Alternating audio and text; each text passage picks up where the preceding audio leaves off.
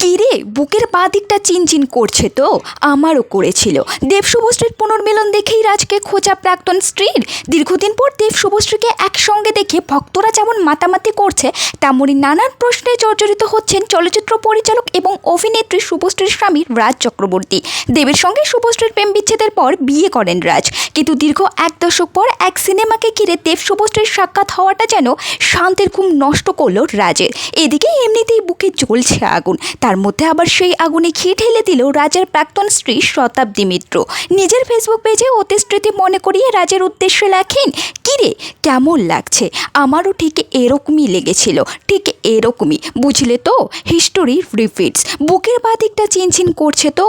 আমারও করেছিল ঠিক 13 বছর আগে। তিনি আরও লেখেন, আজ তুই যে জায়গায় দাঁড়িয়ে, আমি অনেক আগেই হেঁটেছি সেই পথ ধরে। তোর এই বুকের বাঁ দিকের চিনচিনে ব্যথা আমারও খুব চেনা। সেই পোস্ট দেখেই রীতিমতো চলছে ঘোর সমালোচনা।